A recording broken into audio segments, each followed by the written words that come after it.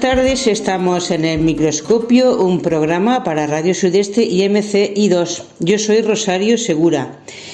Y dentro de muy poco tiempo, el 26 de junio, se cumplen 50 años del fallecimiento del que San Juan Pablo II denominó como santo del ordinario. Hablamos de San José María Escrivá. Y para hablarnos precisamente de este tema, tenemos hoy la suerte de contar con don Elías Coronado. Él es periodista, trabajó en la cadena SER, también en prensa. Además, se ordenó sacerdote cuando falleció San José María, por lo tanto tiene ya 50 años de sacerdocio. En la actualidad vive en Murcia y atiende espiritualmente en el Colegio de Fomento Nelva. Muy buenas tardes, don Elías. Hola, buenas tardes, Rosario. ¿Cómo estáis? Pues la primera pregunta, ¿conoció usted a San José María? Pues sí, lo conocí, tuve la gracia de conocerle.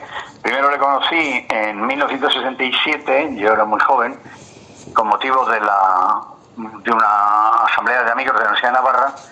Le vi algunas veces, pero luego me trasladé a Roma del año 1972 al 74, y allí pues estuve con él, estuve viviendo con él, y muchas veces pude escucharle y hacerle unas cuantas preguntas. Bueno, pues hablando precisamente de San José María, y ya que ha tenido usted la suerte de convivir con él, pues vamos a andar un poquito en el perfil del personaje. ¿Cómo fue la infancia de San José María y para usted qué valores cristianos cree que recibió en ese hogar de Barbastro? Bueno, la verdad es que todo esto está escrito perfectamente, ya hay muchas biografías, hay mucho material para seguir la vida de San José María, pues en algunas épocas hasta día a día, que hay muchos testimonios, infinidad de ellos. Bueno, entonces yo lo que he llegado a conocer es que San José María ha nacido en una familia cristiana numerosa de Barbastro, Huesca, y que esa familia estaba muy marcada por la fuerte fe de sus padres, ¿no? Le bautizaron a los 4 días de nacer. Nació el 9 de enero de 1902, el 13 le bautizaron, recibió la confirmación, como era costumbre de la época, el 23 de abril de ese mismo año, y enseguida apareció un gesto de fe por parte de los padres cuando a los 2 años fue completamente desahuciado por los médicos. Y murieron muchísimos niños en aquella época, pues por distintas causas, pues por meningitis y, en fin, cosas de la época, ¿no? Entonces sus padres hicieron la promesa de ir a visitar a la Virgen de Atrocidad si lo curaba, y como así sucedió, pues lo llevaron y como agradecimiento a la Virgen, San José María hizo construir el famoso santuario de Torre de la Ciudad, que recibe cada año pues unos 300.000 peregrinos, más o menos. Madre mía. No está mal. Y luego, pues nada, en su familia aprendió la fe y las virtudes cristianas, decía él, más que en el colegio, aunque al colegio al que asistió era un colegio estupendo de religiosos, escolapios. Luego, bastantes de ellos serían fusilados en la guerra civil, serían mártires. De hecho, han sido declarados mártires por el Papa San Juan Pablo II, ¿no? Bueno, le gustaba mucho contar anécdotas de su familia, se sentía muy orgulloso, sobre todo de su padre, don José, al que siempre pues admiró por su honradez en los negocios. Su padre llegó a arruinarse por ser honrado, por pagar deudas, podía haber salido de otra manera, pero se arruinó. Y también él recordaba mucho la capacidad que tenía de escucharle y de ser amigo suyo. En cuanto a su madre, doña Dolores, la tuvo bastantes años a su lado y pudo contar con ella hasta su muerte en 1941 para sacar adelante el Opus Dei junto con su hermana Carmen. Doña Dolores vendió mucho patrimonio familiar con toda sencillez, con toda normalidad, para ayudar a San José María en su trabajo.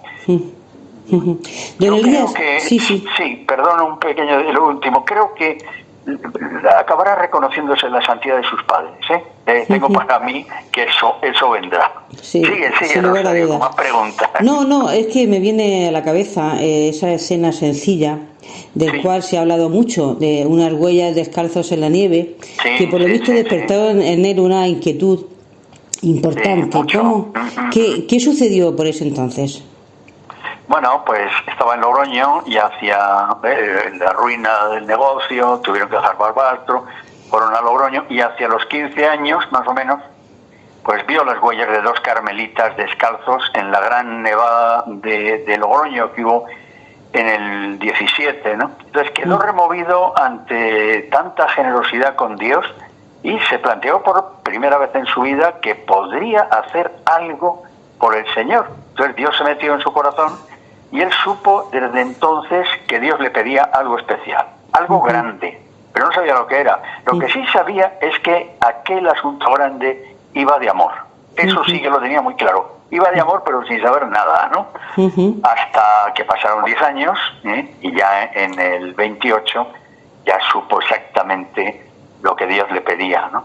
Para bueno, después de las huellas, pues incrementó su trato con el Señor, decidió hacerse sacerdote para atender, para estar más disponible con lo que Dios le pedía, y fue muy generoso porque podía haber olvidado las huellas aquellas, pero no lo hizo, se dejó llevar por el Señor.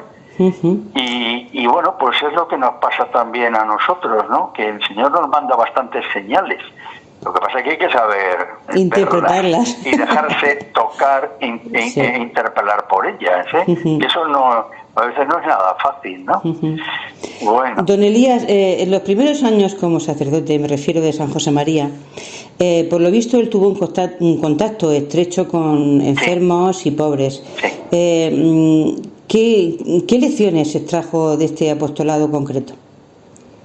Bueno, pues siempre decía que el Opus Dei nació entre los enfermos y los pobres de Madrid y bueno, está todo perfectamente documentado, como recorrió muchos hospitales y los barrios del Madrid de los años 20 y 30, no tiene nada que ver con lo que hay ahora. Y entonces, ¿qué hacía? Pues les pedía que rezasen por él, porque siempre tuvo mucha fe en la oración de los enfermos, de los más necesitados y de la gente más humilde. Él decía que la obra salió sin medios económicos y con mucha gracia de Dios. Decía, yo no tenía nada, pero con ese tesoro de la oración de los enfermos y de los más pobres de Madrid pude salir adelante.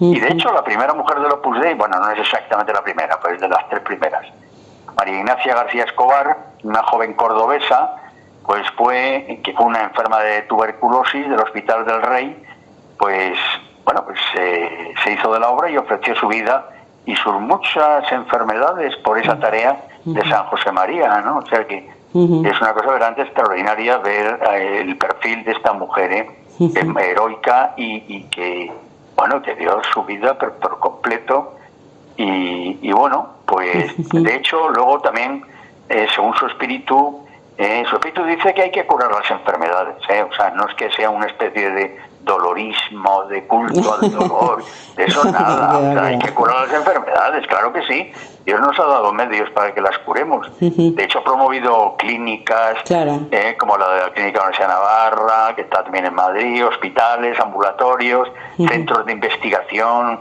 el cáncer, etcétera, pero al mismo tiempo también decía que había que santificar la enfermedad, ofreciendo al Señor las molestias como una participación en la cruz. O sea que son esos 2 aspectos que siempre estaban juntos en su espíritu y en su lenguaje, ¿no? Durante la Guerra Civil Española, que recordemos la vivió él intensamente, vivió momentos también de clandestinidad y gran peligro por su vida. ¿Cómo afrontó estos años oscuros en la fe y en ese misterio?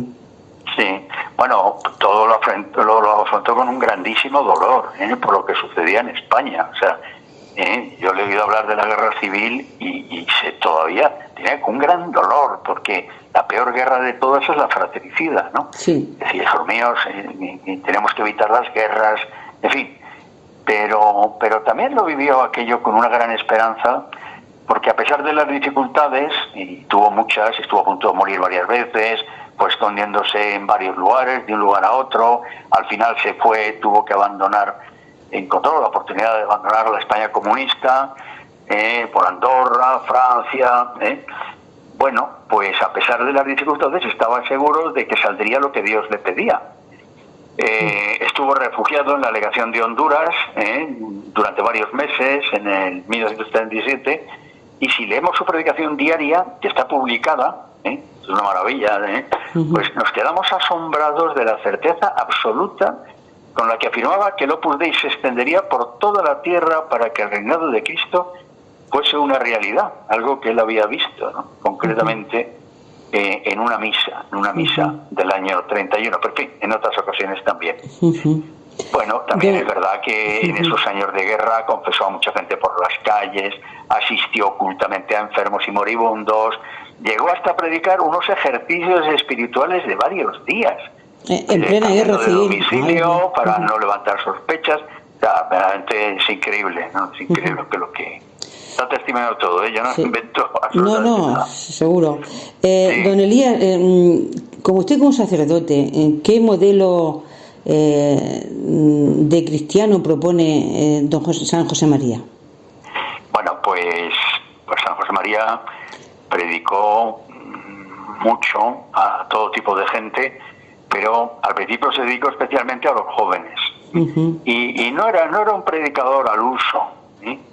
Al mismo tiempo que predicaba homilías y meditaciones, pues daba muchas charlas a grupos más pequeños. En cafeterías, en chocolaterías, en el Parque del Retiro, o sea, aprovechaba cualquier circunstancia para transmitir su espíritu. Y un medio inédito que recuerda un poquito a los primeros cristianos es que a través de tertulias, en un ambiente muy familiar, pues se explicaba, propiciaba las preguntas, las respuestas, yo por otra parte le he oído decir en varias ocasiones que predicó ejercicios espirituales a más de 1000 sacerdotes por los años 40, en tandas de 40, 50, 60 e incluso alguna de 100. De manera que, claro, los obispos se lo rifaban.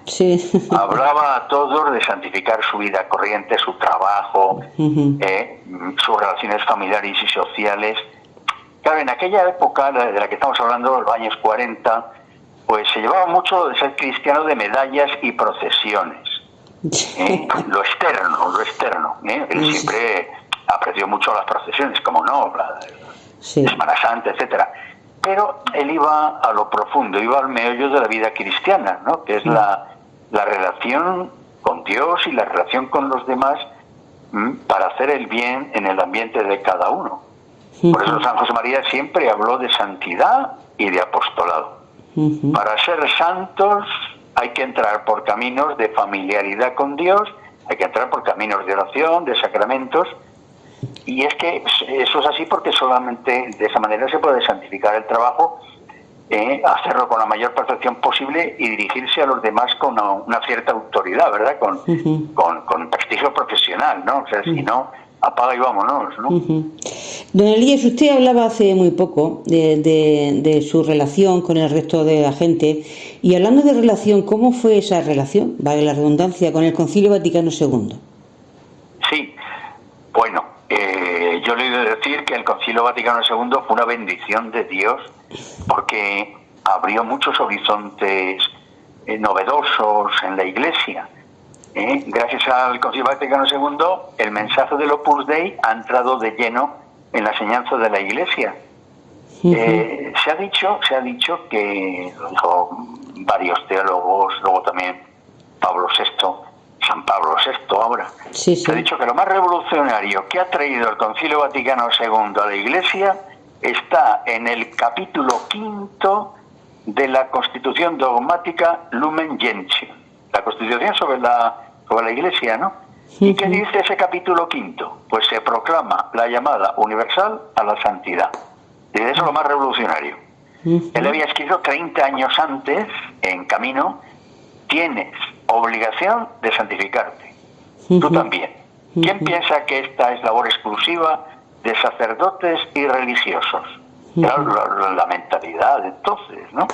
A todos, sin excepción, dijo el Señor, sed perfectos como mi Padre Celestial es perfecto. Bueno, esto ahora mismo nos suena bastante natural, pero en aquella época recordar esta verdad fue una bomba, por eso tuvo tantas incomprensiones. O sea, es que hay que ponerse en el contexto histórico, ¿no?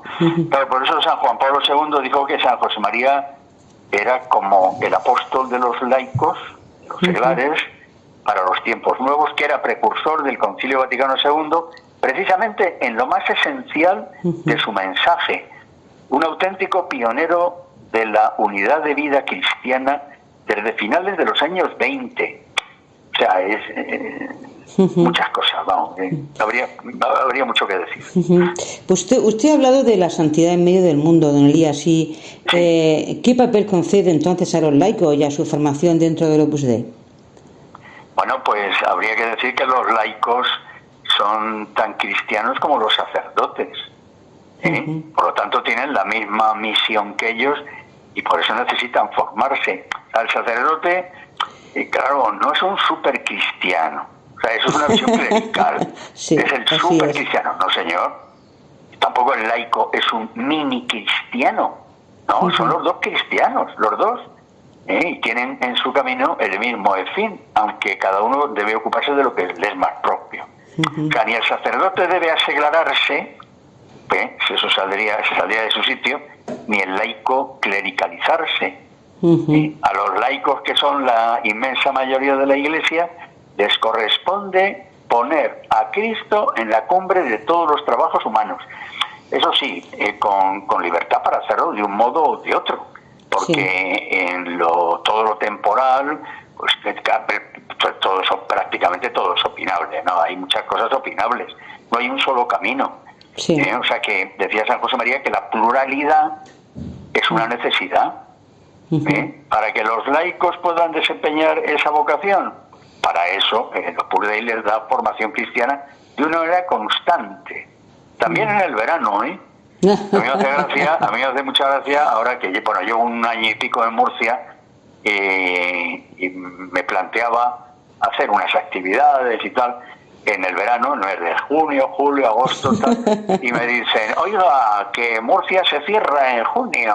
Digo, pues será posible, la formación no acaba nunca, hay que seguir, siempre que se pueda, claro. Muy bien, por eso las actividades de formación las tenemos a lo largo del verano. Sí. Don Elías, si usted hablaba ahora mismo de pluralidad, ¿no? De de distintas culturas, y cómo se encontraba, cómo vivía San José María ese encuentro con personas de distintas culturas. Bueno, pues yo te diría que se entendía muy bien con todo el mundo, de todas las razas, de todas las culturas. Bueno, porque el Señor le hizo ver desde el principio que la obra del Opus Dei era universal y además le dio a él un corazón paternal inmenso. Desde los años 30, concretamente, a los pocos que le rodeaban, les ponía como tarea, les hacía aprender idiomas para poder llegar cuanto antes al mundo entero. Por ejemplo, al beato Álvaro del Portillo, su primer sucesor, le hizo, y lo contaba también, recuerdo que don Álvaro lo contaba, que le había tocado estudiar japonés. Él estuvo en los años 30 en Madrid estudiando japonés. Bueno, y así todos, para repartirse por el mundo.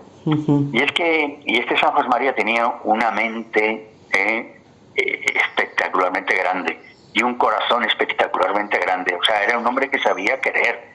Yo puedo afirmar que no he conocido a nadie que haya tenido más capacidad de querer que él. Con un don de gentes extraordinario. Todo el mundo se sentía a gusto en su compañía.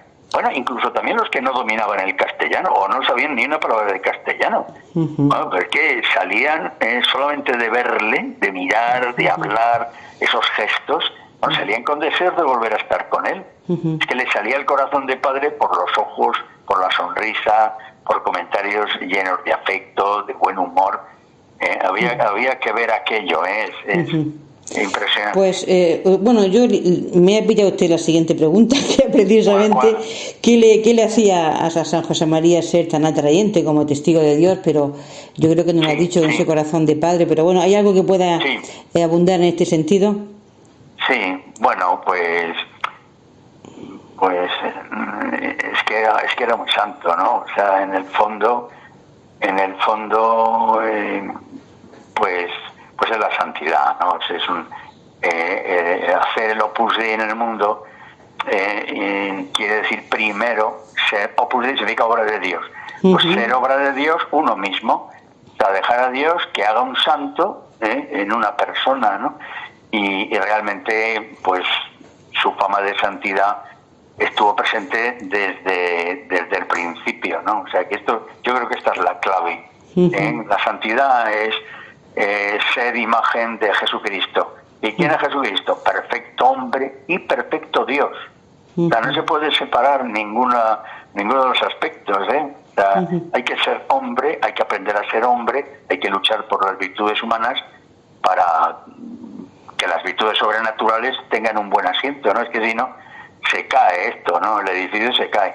Y claro, hay un documento del año 1990, es un decreto en el que se constatan sus virtudes heroicas, ¿no? Y esto, pues lo reflejan muchos obispos, sacerdotes, religiosos, que lo tenían santo ya por los años 30, 30, 40. O sea, era visto como un santo por la manera de hablar con Dios, por la manera de hablar de Dios, por su amor a la cruz, que le llevaba a tener un fuerte espíritu de mortificación, de penitencia, de mansedumbre, a no rebelarse ante las contradicciones que sufría, tanto fuera como dentro de la Iglesia. Yo le he oído muchas veces hablar de que no podíamos criar mala sangre, que no podíamos guardar rencor contra nadie. En su misa metía tanto a los que le querían bien como a los que le querían hacer mal. No dejó de rezar nunca por ellos. Por eso, claro, luego cuando muere, pues son miles las cartas testimoniales que piden su canonización, ¿no? Sí, sí. O sea, no sé. Don Elías, y ya por último, ¿no? Sí. Si pudiera usted resumir en una frase la enseñanza, yo sé que es difícil, ¿no? Pero bueno, vamos a intentarlo. La enseñanza más actual de San José María para este año convulso de 2025, a punto de iniciarse una tercera guerra mundial. ¿Cuál cree usted que sería? ¿Cómo te pones? No. Está la cosa muy complicada. Vamos a rezar. Bueno, pues ¿qué mensaje? A San José María podemos rezarle también. Claro. ¿Qué mensaje suyo sigue siendo urgente para el cristiano de hoy? Pues mira, sin lugar a dudas, San José María nos diría que nos propusiésemos todos la plenitud de la vida cristiana, que luchásemos por ser santos, a la santidad, porque esto es lo más necesario. Por otro lado, lo que le decía Jesús a Marta, la de Betania. Marta, tú te afanas por muchas cosas, pero una sola cosa es la necesaria. Ser santos. O sea, a todos nos diría pues que miremos más a Dios, que estemos más pendientes de Dios, que hagamos más oración, porque solamente así, cara a cara, se puede hablar con Dios y ser amigo suyo. Nos diría que frecuentásemos más el sacramento de la confesión para llegar a la verdad sobre nosotros mismos y tener paz en el alma, porque sin la verdad, sin la confesión, pues no se puede contactar con Dios, O sea, tenemos que limpiar el alma para ser libres, para estar contentos, para tener paz. La verdad os hará libre, le decía Jesucristo, ¿no? O sea, que hasta que uno no se reconoce pecador y lo expresa por la boca, hablando con sinceridad, pues el alma está turbia, ¿no? Y seguirá engañándose con falsas explicaciones, justificando su mal interior. Por eso San José María es un gran apóstol de la confesión, porque para llegar a la amistad con Dios hay que pasar por la confesión. Hasta que no se pase por ahí, es buscar tres pies al gato. Bueno, no pues sé si te he respondido. Sí, perfectamente. Ahí quedan las palabras de don Elías Coronado. Él es periodista y sacerdote hace ya 50 años. Muchas gracias por darnos a conocer ese recuerdo luminoso de este santo del siglo XX. Muy bien. Y Estupendo. muchísimas gracias. Oye, me gustaría añadir un pequeño detalle. Sí.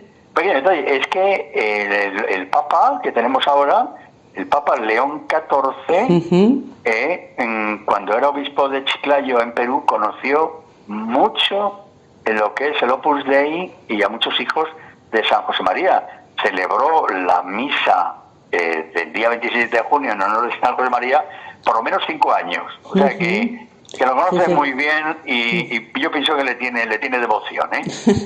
Bueno, pues ya, este detalle me parece que puede ser ilustrativo para muchos. Muy bien, pues muchísimas gracias, Manuel Díaz Coronado. Bueno, a ti y al programa de Radio Sudeste. Muchas gracias. Adiós. Encantado.